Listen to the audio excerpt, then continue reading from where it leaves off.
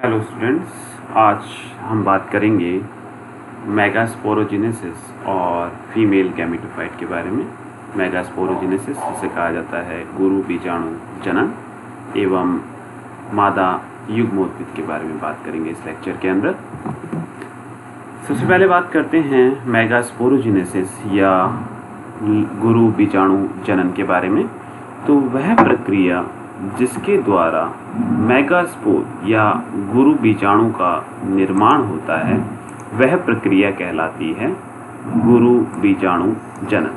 Process that leads to the formation of megaspore is called as the megasporogenesis. किस प्रकार से होती है ये प्रक्रिया उसकी बात करते हैं। जैसा कि हम पिछले लेक्चर के अंदर बात कर चुके हैं कि जो ओव्यूल है उनका डेवलपमेंट होता है ओवेरी के ऊपर, ओवेरी के इनर वॉल पर जो प्लेसेंटा उपस्थित होता है। जो प्लेसेंटा होता है वो सामान्यतः क्या होता है, पैरेन्काइमेटस जो सेल्स होती हैं उनका एक मास होता है। तो जो प्लेसेंटा है ये वो प्रेजेंट रहता है ओवेरी या अंडाशय की आंतरिक भित्ति पर और उसके ऊपर कहीं ओव्यूल या बीजांड का निर्माण जो है वो आरंभ होता है। तो किस प्रकार से होता है ये निर्माण अपन देख सकते हैं कि ओव्यूल प्राइमोर्डिया जहाँ से ओव्यूल का निर्माण आरंभ होता है वह प्राथमिक कोशिका होती है। इसके निर्माण के लिए जो विभेदन दर्शाती है प्राइमरी आर्किस्पोरियल सेल के अंदर, प्राइमरी आर्किस्पोरियल या प्राथमिक आर्किस्पोरियल कोशिका का निर्माण होता है। यदि बात की जाए टेन्यून्यूसिलेट ओव्यूल्स की, टेन्यून्यूसिलेट ओव्यूल वो ओव्यूल होते हैं जिसके अंदर अपन ने बात की थी कि केवल एक सिंगल लेयर के रूप में यदि जो न्यूसेलस है वो उपस्थित है तो ऐसे ओव्यूल्स कहलाते हैं टेन्यून्यूसिलेट। तो यहाँ पे जो आर्किस्पोरियल सेल निर्मित हुई है ये सीधे तौर पर कार्य करती है मेगास्पोर मदर सेल या गुरु बीजाणु मात्र कोशिका के रूप में, जबकि जो क्रेसिन्यूसिलेट ओव्यूल्स होते हैं वहाँ पे ये आर्किस्पोरियल सेल है ये विभाजित होती है और विभाजित होकर के निर्माण कर देती है प्राइमरी पैराइटल सेल्स का और प्राइमरी स्पोरोजिनस सेल्स का। और जो स्पोरोजिनस सेल होती है ये कार्य करती है गुरु बीजाणु मात्र कोशिका के रूप में। देख सकते हैं चित्र के माध्यम से कि जो आर्किस्पोरियल सेल है वो डिफ्रेंशिएट हो गई किसके अंदर, प्राइमरी पैराइटल सेल के अंदर और स्पोरोजिनस सेल के अंदर। और ये जो स्पोरोजिनस सेल है ये कार्य करेगी एमएमसी या गुरु बीजाणु मात्र कोशिका के रूप में किसके अंदर, क्रेसिन्यूसिलेट प्रकार के जो बीजांड होते हैं उसके अंदर। फिर क्या होता है कि जो स्पोरोजिनस सेल है या बीजाणुजन जो कोशिका है या गुरु बीजाणुजन जो कोशिका है उसके अंदर होता है अर्धसूत्री विभाजन। और इस अर्धसूत्री विभाजन के परिणाम स्वरूप, क्योंकि हम जानते हैं कि अर्धसूत्री विभाजन में जो गुणसूत्रों की संख्या है वह आधी रह जाती है और एक जो कोशिका है उससे निर्मित हो जाएंगी अब 4 कोशिकाएं। तो ये 4 कोशिकाएं बन गई, कैसी बनी, अगुणित बन गई। इन्हें कहते हैं अपन मेगास्पोर या गुरु बीजाणु। इस प्रकार से निर्मित 4 गुरु बीजाणुओं में से जो 3 गुरु बीजाणु हैं वह नष्ट हो जाते हैं, डीजनरेट हो जाते हैं और केवल एक ही सक्रिय या क्रियाशील गुरु बीजाणु उपस्थित रहता है।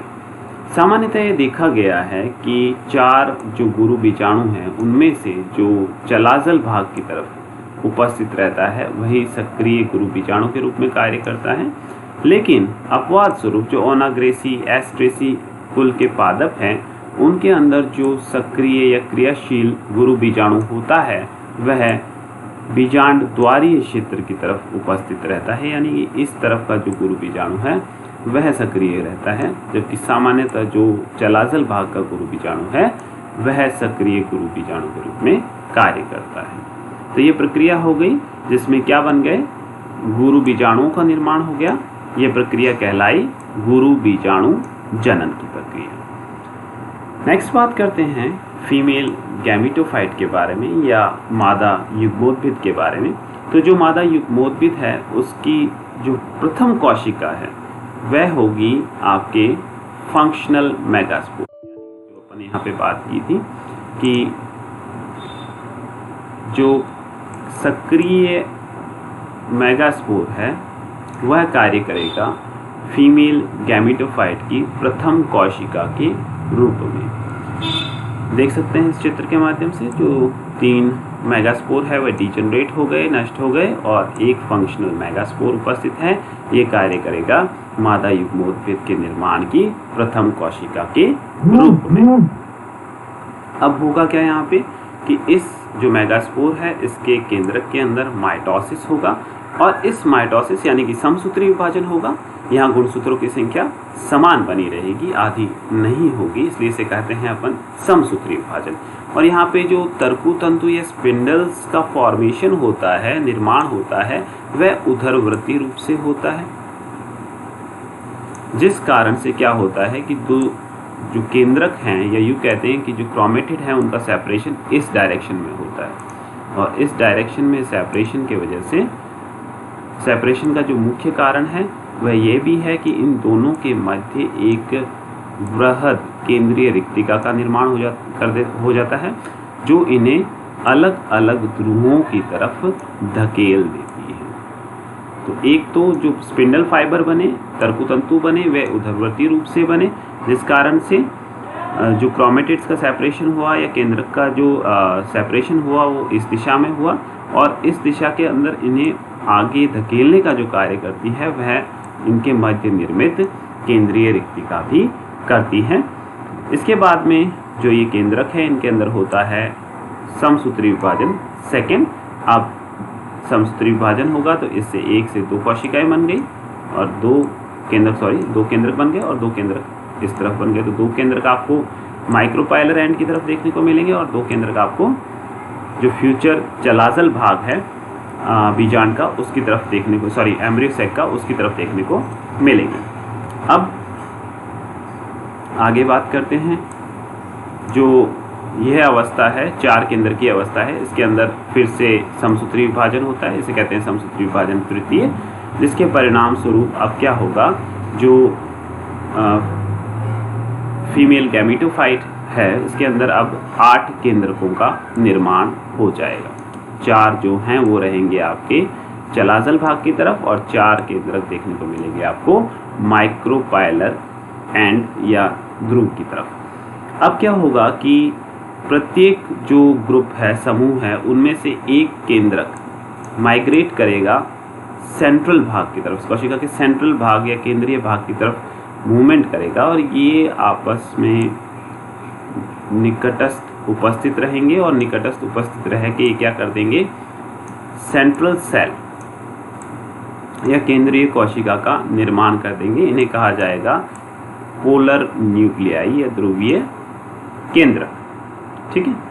इसके अलावा जो 3 केंद्रक माइक्रोपाइलर एंड की तरफ या बीजांड द्वारीय क्षेत्र की तरफ बचे, उनमें से एक केंद्रक बनाएगा एग या अंड कोशिका को, और 2 केंद्रक बना देंगे 2 सिनर्जिड्स कोशिकाओं को।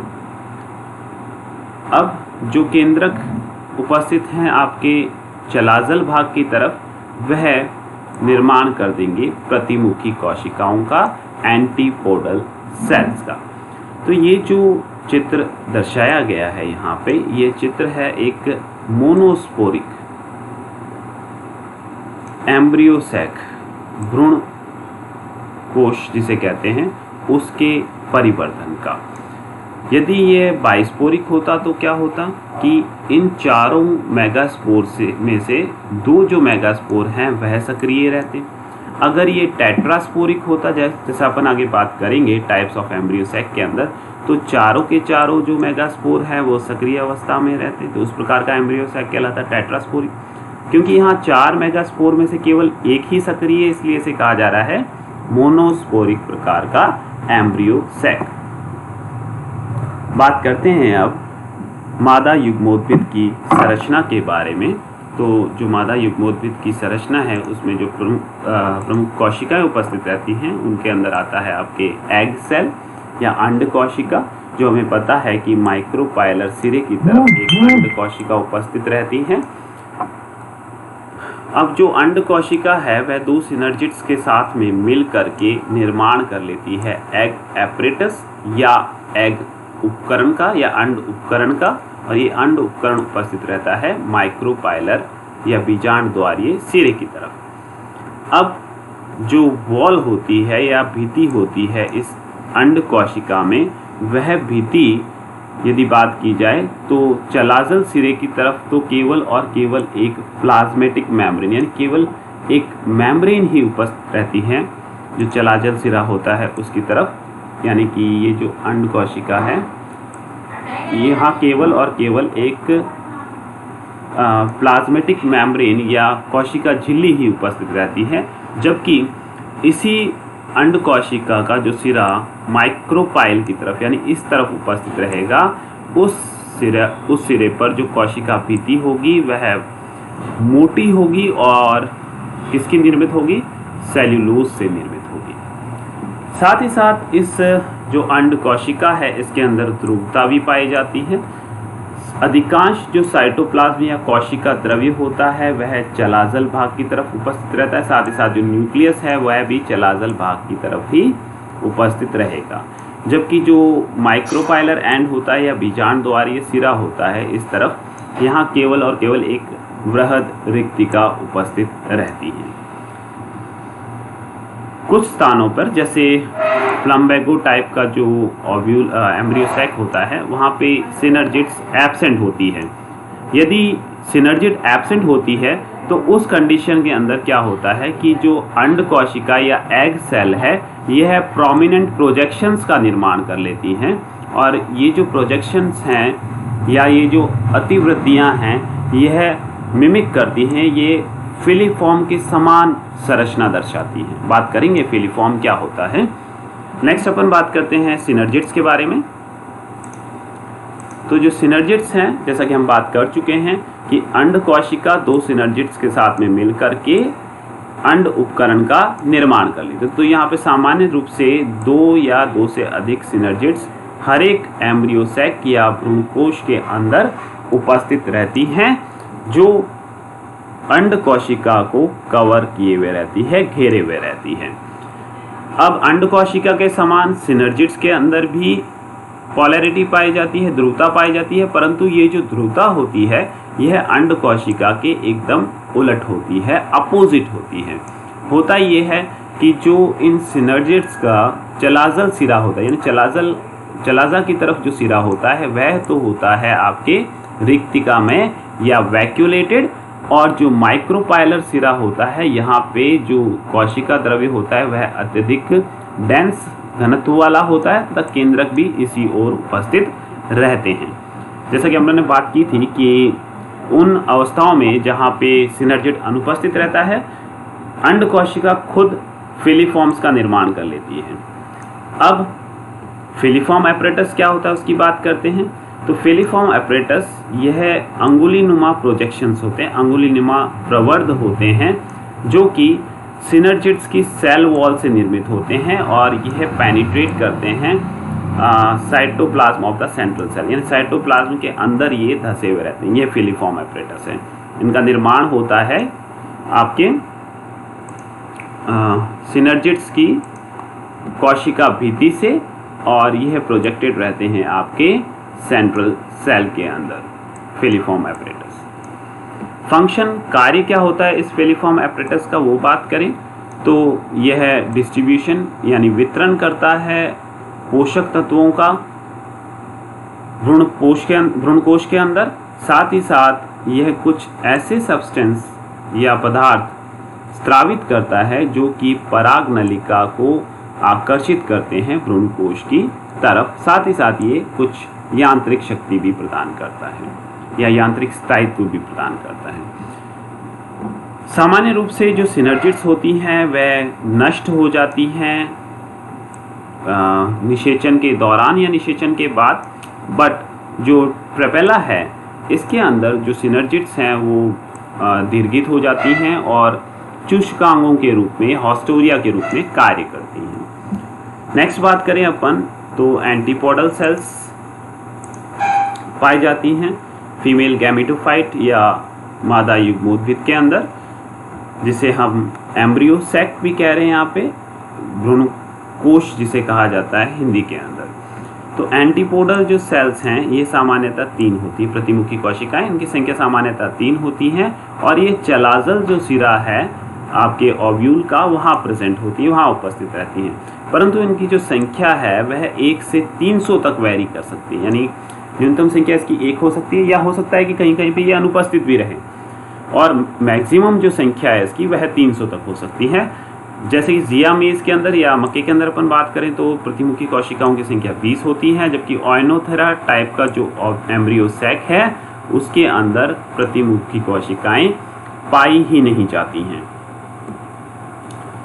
सामान्य रूप से ये देखा गया है कि प्रत्येक जो एंटीपोडल कोशिका या प्रतिमुखी कोशिका होती है उसकी खुद की अपनी सेल वॉल होती है, परंतु जो ब्रैसिकेसी फैमिली है, पॉलीगोनेसी फैमिली है या ऑर्किडेसिकुल है, यहाँ पे जो सेल वॉल है फॉर्मेशन है वो देखने को नहीं मिलता है और जो न्यूक्लियाई हैं वह नेकेड रहते हैं, नग्न रहते हैं।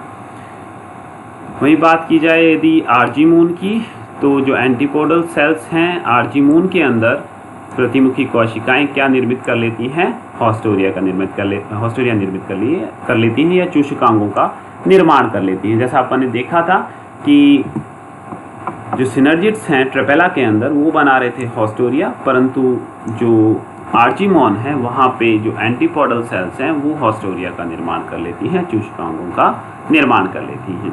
नेक्स्ट अपन बात करें केंद्रीय कोशिका या सेंट्रल सेल के बारे में। सेंट्रल सेल को कहा जाता है एंडोस्पर्म मदर सेल या भ्रूण कोश मात्र कोशिका। यह जो एम्ब्रियो सैक है या भ्रूण कोश है उसकी सबसे बृहद कोशिका होती है, लार्जेस्ट सेल होती है। इसका निर्माण जो होता है वो पोलर न्यूक्लियाई करते हैं मिलकर के। 2 पोलर न्यूक्लियाई सामान्यतः देखने को मिलते हैं अपने को सेंट्रल सेल के अंदर, और ये कंट्रीब्यूट करते हैं, ये अपना योगदान देते हैं भ्रूणपोष के निर्माण के अंदर। जो भ्रूणपोष होता है वो आगे अपन बात करेंगे कि भ्रूण को पोषण प्रदान करता है। यदि बात की जाए ओइनोथेरा टाइप के भ्रूण कोश के बारे में, एम्ब्रियो सैक के बारे में, तो वहाँ केवल और केवल एक ही पोलर न्यूक्लियाई पाया जाता है। जो सेंट्रल सेल है वहाँ पे केवल एक ही ध्रुवीय केंद्रक उपस्थित रहेगा, जबकि जो प्लम्बैगो और पीनिया टाइप का एम्ब्रियो सैक डेवलपमेंट है वहाँ 3 से 4 ध्रुवीय केंद्रक पाए जाते हैं। अब जो पोलर न्यूक्लियाई हैं ये दोनों आपस में फ्यूज़ हो जाते हैं, और फ्यूज़ होते हैं कब, जो निषेचन है की क्रिया है उसके जस्ट पहले, और बना लेते हैं द्वितीयक केंद्रक। ये प्रक्रिया कैसे होती है उसके बारे में अपन बात करेंगे जब अपन बात करेंगे द्विनिषेचन व त्रिसलियन यानी डबल फर्टिलाइजेशन और ट्रिपल फ्यूजन के बारे में। धन्यवाद।